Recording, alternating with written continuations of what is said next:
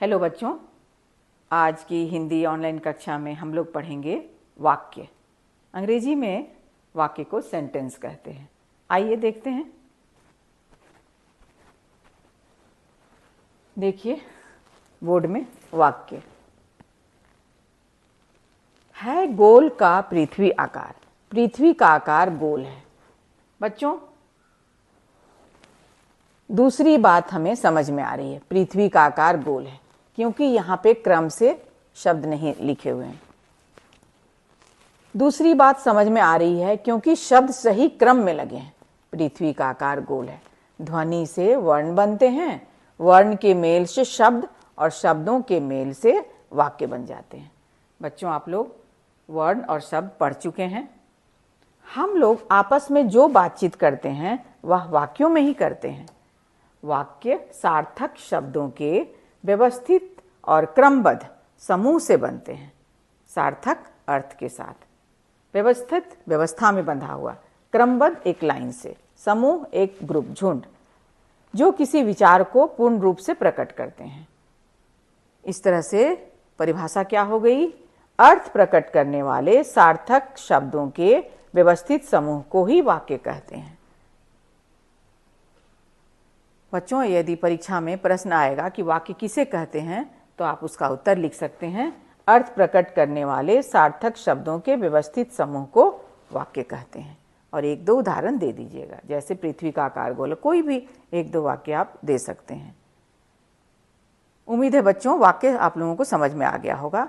अब हम लोग पढ़ेंगे वाक्य के अंग। वाक्य के दो प्रमुख अंग होते हैं। पहला उद्देश्य, दूसरा विधेय। सबसे पहले हम लोग उद्देश्य पढ़ेंगे। वाक्य में जिसके बारे में कुछ कहा जाता है वह उद्देश्य कहलाता है। जैसे पिताजी बैंक जा रहे हैं। इस उदाहरण के द्वारा हम लोग समझेंगे। यह एक वाक्य है, पिताजी बैंक जा रहे हैं।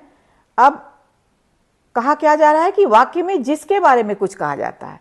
तो पिताजी बैंक जा रहे हैं, इसमें किसके बारे में कहा जा रहा है? पिताजी के बारे में कि वो बैंक जा रहे हैं। तो पिताजी क्या हो जाएंगे? उद्देश्य कहलाएंगे पिताजी। ठीक है। और जो कर्ता होते हैं, जैसे पिताजी क्या है? कर्ता है, करने वाले हैं। कहाँ जा रहे हैं? तो बैंक जा रहे हैं। यहाँ पिताजी शब्द उद्देश्य है क्योंकि यहाँ वे कर्ता है। कर्ता मतलब करने वाले, और उनके संबंध में ही बात की जा रही है। और कहा भी जा रहा है कि वाक्य में जिसके बारे में कुछ कहा जाता है वह उद्देश्य कहलाता है। उम्मीद है बच्चों उद्देश्य आप लोगों को समझ में आ गया होगा। अब हम लोग वाक्य का दूसरा अंग विधेय पढ़ेंगे। विधेय क्या है? देखिए, उद्देश्य के विषय में जो कुछ कहा जाता है वह विधेय कहलाता है। इसके अंतर्गत मुख्यतः क्रिया, कर्म आदि का विस्तार आता है। जैसे पिताजी बैंक जा रहे हैं, यह वाक्यांश पिताजी के संबंध में बता रहा है। पिताजी बैंक जा रहे हैं, ये इस उदाहरण में बैंक जा रहे हैं, यह वाक्यांश पिताजी के संबंध में बता रहा है कि वो बैंक जा रहे हैं। उद्देश्य के विषय में जो कुछ कहा जाए, पिताजी क्या है? उद्देश्य है। तो उद्देश्य के विषय में जो कुछ कहा जाता है वह विधेय कहा जा रहा है। तो पिताजी उद्देश्य है, इनके बारे में क्या कहा जा रहा है कि बैंक जा रहे हैं। तो यह वाक्यांश पिताजी के संबंध में बता रहा है कि बैंक जा रहे हैं, इसलिए यह विधेय है। विधेय क्या हो गया? बैंक जा रहे हैं। और उद्देश्य क्या हो गया? पिताजी। तो समझ में आ गया होगा बच्चों। उद्देश्य के विषय में जो कुछ कहा जाता है वह विधेय कहलाता है। इसके अंतर्गत मुख्यतः क्रिया, कर्म आदि का विस्तार आता है।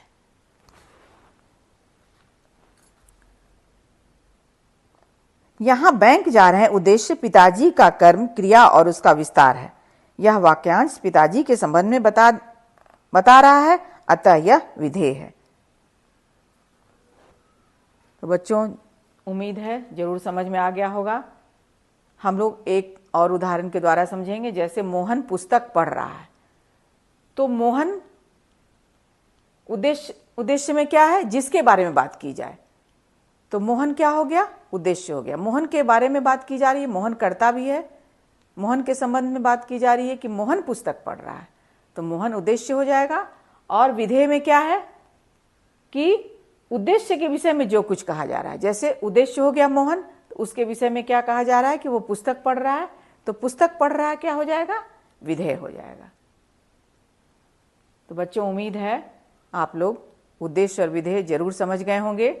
अब हम लोग देखेंगे वाक्यों को हम दो आधारों पर बांट सकते हैं। वाक्यों को दो आधारों पर बांट सकते हैं। पहला है रचना की दृष्टि से, दूसरा है अर्थ की दृष्टि से। सबसे पहले हम लोग रचना की दृष्टि से पढ़ेंगे बच्चों। तो उम्मीद है बच्चों आप लोग वाक्य किसे कहते हैं समझ गए होंगे। और वाक्य के दो अंग हैं, उद्देश्य और विधेय। उद्देश्य किसे कहते हैं?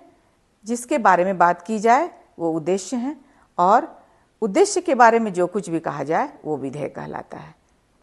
पिताजी बैंक जा रहे हैं, पिताजी के बारे में बात की जा रही है कि वो बैंक जा रहे हैं। पिताजी कर्ता भी हैं, पिताजी के विषय में बात की जा रही है तो वो उद्देश्य हो गया। और बैंक जा रहे हैं, उद्देश्य के विषय में बात किया जा रहा है, पिताजी उद्देश्य हैं कि वो बैंक जा रहे हैं, तो बैंक जा रहे हैं क्या हो जाएगा?